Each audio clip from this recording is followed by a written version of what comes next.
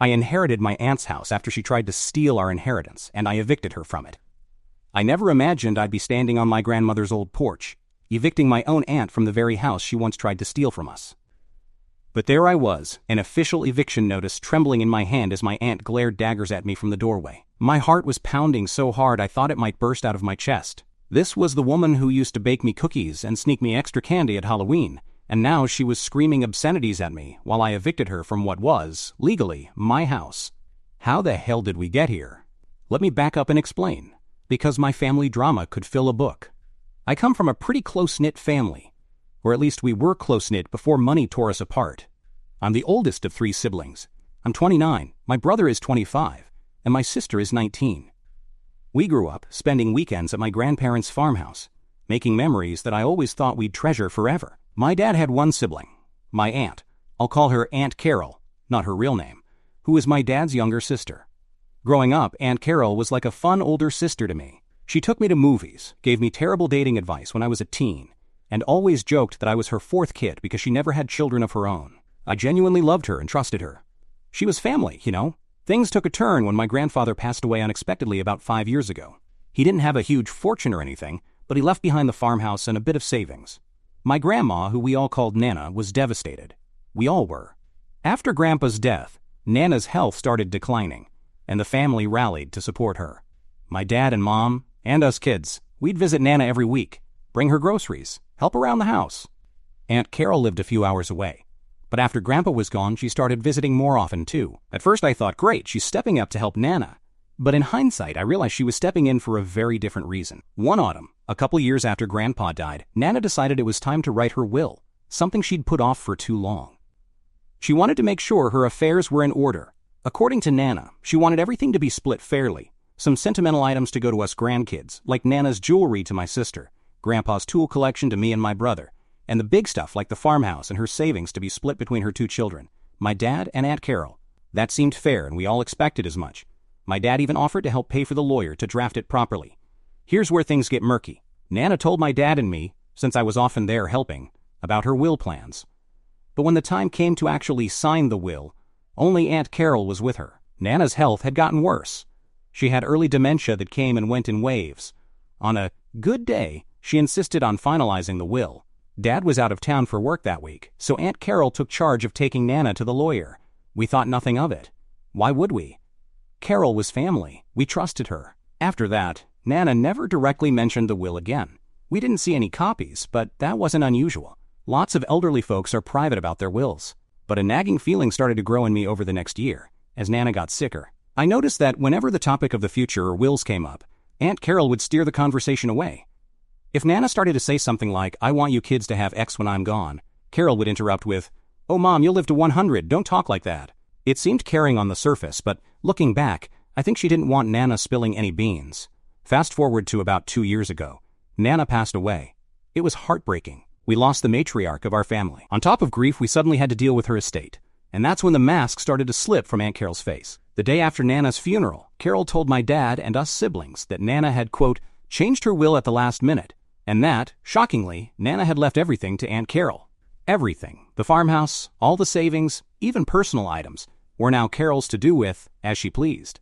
I remember standing in my Nana's kitchen, holding a tray of leftover sandwiches from the funeral reception, just stunned. That made no sense. Nana had promised to leave Dad and Carol equal shares. Why would she suddenly cut out her son and her grandkids entirely? It smelled fishy as hell. My dad was visibly upset, but initially he kept calm. He asked to see the will, or at least a copy. Aunt Carol got defensive and said the lawyer had the only copy, and that we'd get our fair share of sentimental items in due time, but that we needed to respect Nana's wishes. The rest of that week felt surreal. Carol started acting like she already owned the farmhouse, our family home place. She even told my brother to stop driving Grandpa's old truck, which Nana had let him use, because technically it was now hers. She began boxing up Nana's belongings, deciding what would be sold or kept. It was like she couldn't wait to liquidate everything. Red flags were blaring in my head. My sister was crying because Carol said she'd be taking Nana's jewelry, the ones Nana specifically wanted her granddaughter to have. My brother was furious he might lose the truck that was practically a hand-me-down to him. And my poor dad, I think he was in denial. It was too much to take in that his own sister would try to cut him out of their childhood home. So I took it upon myself to find out the truth.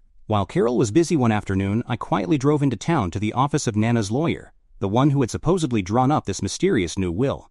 The lawyer, Mr. Thompson, recognized me because he'd seen me accompany Nana before. When I asked about the will, his expression grew serious. He said he couldn't just disclose details without the executor present. Guess who that was? Aunt Carol, of course. But I could tell something was off in what he wasn't saying. So I asked bluntly, "My aunt is telling us that Nana left everything to her. Is that true?" He hesitated, then asked me to wait while he fetched a file. What he showed me made my blood boil. It was a copy of Nana's will, the one I expected. The will split the estate between my dad and Aunt Carol, with specific gifts to each grandchild. It was dated about 3 years ago, not last minute, as Carol claimed, and signed on a day that, according to my own journals, Nana was having a particularly lucid week. There was no later will. That was the final one. The kicker? The executor listed was actually my dad, not Carol. She had lied about that too, likely to keep us from talking to the lawyer directly. Mr. Thompson told me quietly that a week after Nana's death, Carol had called him, claiming Nana might have written a newer will and asking if he'd heard anything about it. He hadn't, of course, because it didn't exist. It seems Carol was fishing to see if her story would hold up. The lawyer sensed something was off and had been trying to reach my dad. He had an old phone number. I updated Mr. Thompson with Dad's new contact info and immediately drove back to the farmhouse. I arrived to find that in the few hours I was gone, Aunt Carol had changed the locks on the farmhouse. I'm not kidding. She literally had a locksmith out there and was in the process of securing her property. I saw red. My dad and siblings were standing outside, locked out of our own Nana's home, while Carol, from inside, told us through a window that we needed to leave her property. Dad was shaking with anger at this point, and my usually calm, conflict-avoidant mom was yelling that she was going to call the police. It was an absolute circus. I yelled through the door that we had spoken to Mr. Thompson, the lawyer, and knew she was lying. You could hear a pin drop. After a long pause, Carol cracked open the door and tried to play it off. "I was going to split it with you, I swear. Mom told me I could have the house and you could have the savings. I didn't think you'd mind." The gall of this woman. My dad told her to hand over the keys and that we'd sort this out properly, as per Nana's will. At this point, Carol lost it. She started crying, wailing about how she deserved the house because she was the one who took care of Mom in her final years. Mind you, she visited maybe once a month and we did the heavy lifting. She claimed Dad didn't need the farmhouse and that we kids would waste any money left to us. It was an ugly, screaming argument through the locked door. Finally, the commotion drew enough attention that one of the neighbors, old Mr. Harris, who knew our family for decades, wandered over and firmly told Carol that she should be ashamed of herself, and that he'd call the police if she didn't let us in our own grandmother's house. Carol opened the door, but things were far from resolved. We spent that night in Nana's living room, each of us stubbornly staying put because we didn't trust Carol not to pull something if we left. It was tense and miserable. Carol was in one of the bedrooms, presumably fuming. Dad was on the phone with Mr. Thompson and a probate lawyer friend discussing next steps. Us siblings camped on the floor. Not exactly the warm family remembrance we'd hoped for after Nana's passing. In the following days, the legal process kicked off. Because there was a valid will naming Dad as executor, he had authority to start probate proceedings. Carol, however, wasn't giving up easily. She filed an objection in probate court, claiming that Nana had intended a newer will that left the house to her exclusively, and insinuating that we might have coerced Nana into the will we had. It was outrageous. She had no evidence, nothing, just her lies, and it dragged out the legal process for months. Meanwhile, she refused to move out of the farmhouse, even though technically, as executor Dad had say. But Dad didn't want to escalate to a forced eviction while the court stuff was ongoing, hoping it could be settled amicably. He's ever the optimist. I was less patient, obviously. During this time, our family basically fractured. Some relatives sided with us, horrified at Carol's behavior. Others, especially a couple of Carol's cousins who always idolized her, believed her sob story that she was just fulfilling Nana's true wishes. Family gatherings, which used to be full of laughter, turned into cold wars. My siblings and I were furious and hurt. Our aunt, who had been like a second mom to us, was now basically trying to rob us blind. It all came to a head in court. Nearly a year after Nana's death, the probate judge dismissed Carol's objection due to complete lack of evidence. The original will stood. That meant the farmhouse legally was split between my dad and Carol 50-50, and the savings accounts were split similarly, with a portion to us grandkids. Finally, some justice. But it didn't feel like a triumphant moment. It was more like a relief tinged with sadness that we even had to go that far. However, this nightmare wasn't over. You see, by this point, Carol had been living in the farmhouse alone for that year. Dad didn't set foot in it unless accompanied by lawyers. because Carol got a restraining order, claiming Dad had threatened her. More lies, but it kept him away from her house temporarily. So once the court confirmed the will, we thought, okay, we can settle. Maybe even let Carol buy out Dad's half if she wants the place so badly, or vice versa. We just wanted closure. We offered as much. Carol could either buy Dad's share or sell the house and split proceeds, her choice. Carol being Carol, she refused both options. She wouldn't buy us out. She probably didn't have the money or credit, and wouldn't agree to sell either. She didn't want us to get a penny. She basically squatted in that house, our house now, daring us to do something about it. For months, she stayed there rent-free, living in a house that half belonged to my father, and by extension, eventually us. She even rented out the farm's barn and land to a neighbor for grazing, pocketing the money herself. It was infuriating. Finally, Dad had enough. He told me he couldn't stand to physically evict his own sister. It would break his heart, and asked if I would handle it as his proxy.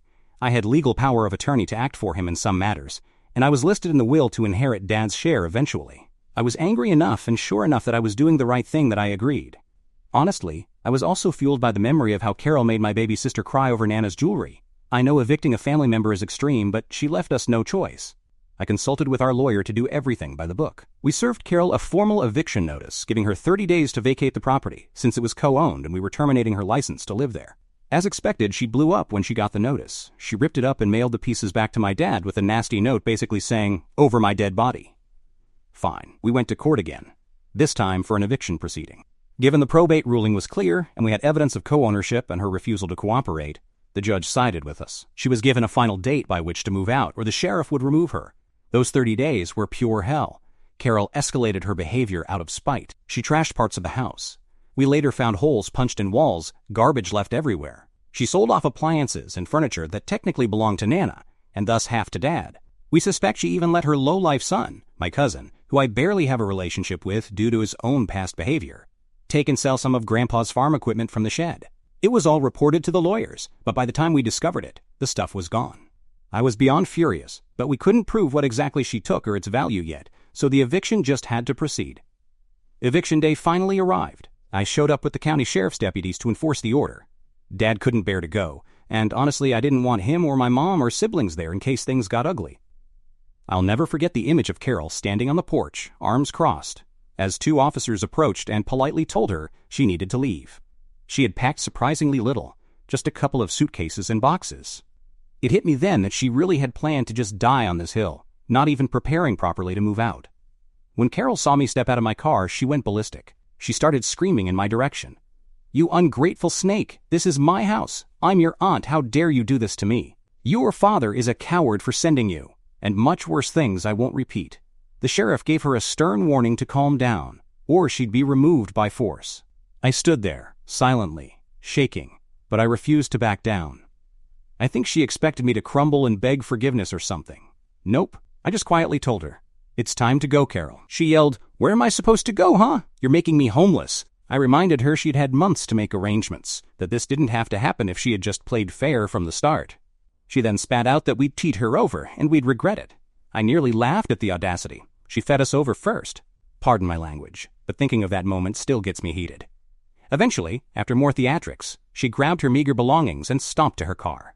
It was a beat-up old car that used to be Nana's, technically now Dad's by inheritance, and I told her through the open window, "You'll need to return this car too. It's part of the estate." I couldn't resist reminding her that even the car wasn't truly hers. She screamed a profanity at me, gunned the engine, and tore out of the driveway so fast I'm amazed she didn't hit anyone. And just like that, she was gone. After the sheriff left, I walked back up the porch and through the front door of the farmhouse, now empty, dirty, with remnants of our life scattered about. I'd grown up spending summers here with my siblings and Aunt Carol, listening to Nana's stories.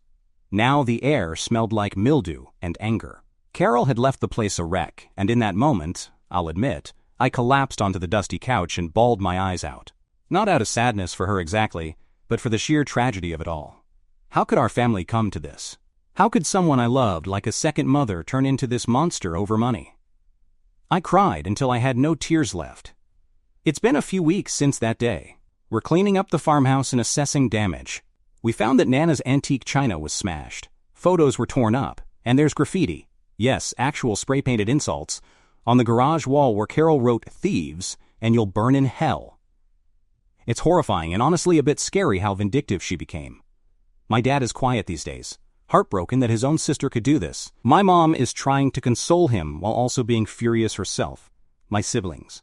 Well, my brother helped me change the locks again and secure the place, but my sister refuses to even visit. She says the house feels tainted now. I'm left with a swirling mix of anger, hurt, and oddly, guilt. Guilt that maybe, if I had somehow seen through Carol sooner, we could have prevented this feud. Guilt that we had to essentially make her homeless, though she brought it on herself. Part of me worries, did I go too far by evicting her? Could we have tried harder to compromise? But then I remember how she lied, cheated, stole from us, and even trashed the house out of spite. She had every opportunity to do the right thing, and chose not to at every turn. Now legally, things are settled. We'll likely sell the farmhouse. Dad can't bear to keep it, and none of us want to live here after what happened. We'll split the proceeds as intended and try to move on. But emotionally, nothing's settled. Carol is out of our lives completely. She hasn't contacted us since that day, though I've heard through the grapevine, one of the cousins that sided with us told me, that she's staying with a friend in some distant town, basically couch surfing. She apparently blames us for her situation, telling anyone who will listen that we schemed to steal her inheritance. Unbelievable. I haven't responded or reached out. Frankly, I don't want to ever see her again. This whole saga has left me drained and disillusioned. Family is supposed to be the people you trust most, and now I've learned sometimes they're the ones who can hurt you in ways no one else can. So that's where it stands. I inherited my aunt's house, or rather, half of my grandma's house that she tried to make all hers. And in the end, I had to evict her from it. It's a messy, sad outcome with no real winners. We got back what was ours, but we lost something precious too. Our relationship with someone we once dearly loved. Update 1. Hi everyone, I'm back with an update. It's been about 2 months since I evicted my aunt from the farmhouse. I wish I could say things settled down after that, but this family drama is the gift that keeps on giving, in the worst way. We've been trying to pick up the pieces, literally and figuratively. We cleaned up the farmhouse as best we could. Every time I scrubbed away one of the hateful graffiti messages Carol left, "Thieves" in big black letters on the garage is now finally painted over. I had to take a breath and remind myself that this was her doing, not ours. It's been oddly therapeutic, reclaiming the house and making it ours again, even if we don't plan to keep it forever. Now, on to what's happened with Aunt Carol. As expected, she didn't go quietly into a new life. Instead, she's been stirring the pot with extended family and even showed up uninvited in person, causing more chaos. About 3 weeks after the eviction, I got a call late one night from Mr. Harris, the neighbor who had intervened during the lockout incident. He told me he saw flashlights around the farmhouse and thought I should know. My heart dropped. I was worried maybe vandals or even Carol had come back. I told him to stay safe and called the police immediately, since no one was supposed to be on the property at that hour. I drove out there. It's about a 20-minute drive from my place, and arrived just as a police car did. Sure enough, they found my dear Aunt Carol in the backyard, drunkenly trying to pry open a window to get inside. She had cut the screen and was fiddling with the latch when they caught her. The officers detained her and asked if I wanted to press charges for attempted break-in. In that moment, seeing her disheveled and yelling at the cops about how this is my house, I just felt tired. Tired of all of it. I told the officers I just wanted her gone, not jailed, and that she had no permission to be there. They issued her a warning for trespassing and called a friend of hers to pick her up. Before she left, she barked at me. "I was just trying to get what's mine! You stole from me!" I didn't even respond. What do you say to that after everything? The next day, I went down to the courthouse and filed for a restraining order against Carol. Enough is enough. A judge granted a temporary order given the circumstances, which means she's not allowed near me, my dad, my siblings, or the farmhouse. We also changed the locks again, for good measure, and installed some security cameras around the property. It's sad it had to come to that, but I won't take any chances. Meanwhile, Carol has been on a smear campaign. She's calling up every relative who will listen, wailing that we made her homeless and that we manipulated Nana's will. She conveniently leaves out the part where the will was written years ago, and she was the one trying to manipulate it. Most of our family knows the truth now. My dad even sent out copies of the will and court ruling to a few relatives to shut down the gossip. Some who were on the fence apologized to us after seeing proof. Others, mainly those firmly on Team Carol, still side with her, saying, well, even if she was wrong, you didn't have to evict her. She's family. I get that it seems harsh, but what else were we supposed to do? Let her squat forever? The situation hit another low at my cousin's wedding last month. This is a cousin from the other side of the family, my mom's side, not even related to Carol, but she knew we'd be there. She apparently thought it was a great idea to show up at the reception uninvited, likely hoping to confront us all at once. It was bad.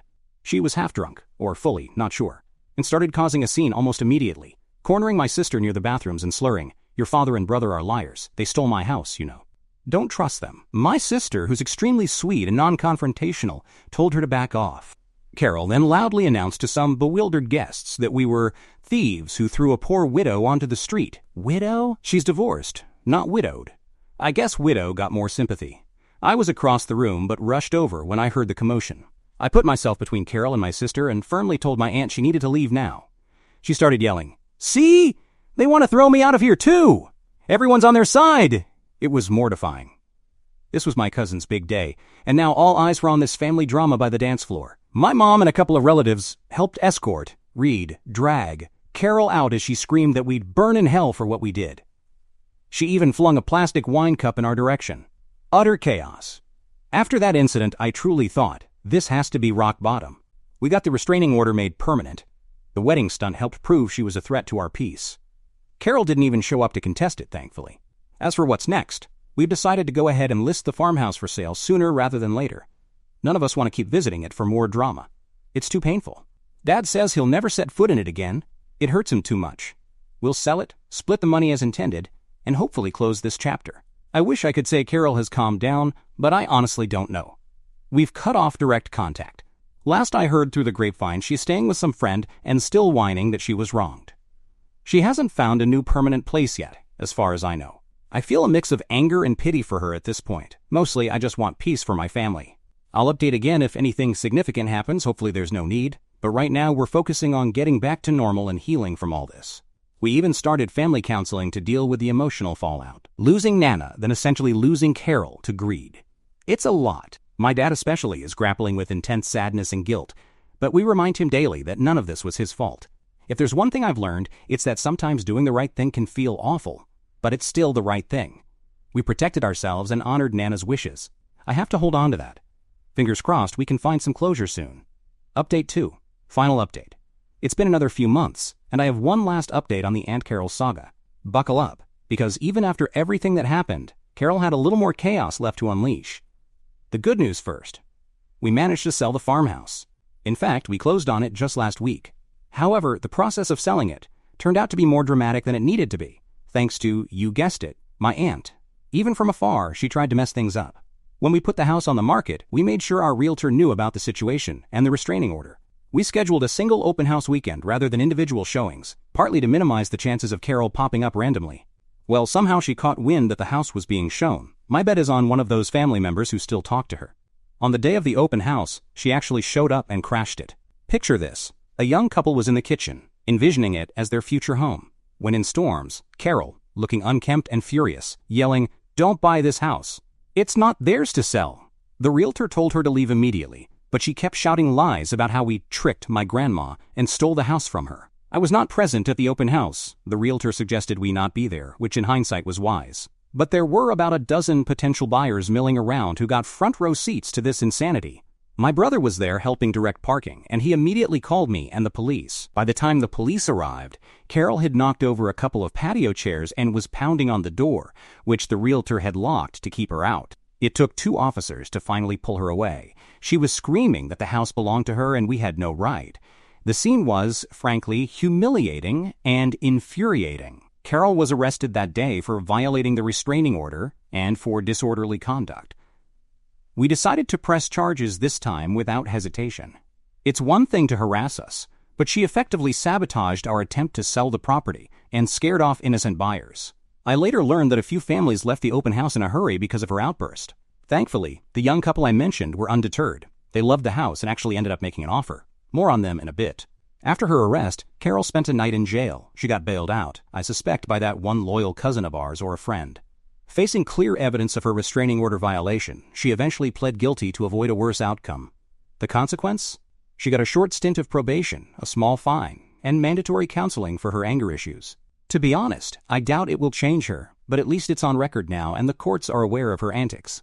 In the aftermath of that fiasco, we had to explain to the realtor and the eventual buyers what the heck that was all about. Luckily, the couple who liked the house were incredibly understanding. They even said they felt sorry for that poor crazy lady, meaning Carol, which I found generous because I mostly felt rage toward her. We ended up accepting their offer, and as I said, the sale closed last week. My dad signed the papers, and just like that, the farmhouse is gone from our hands. And Carol's, for good.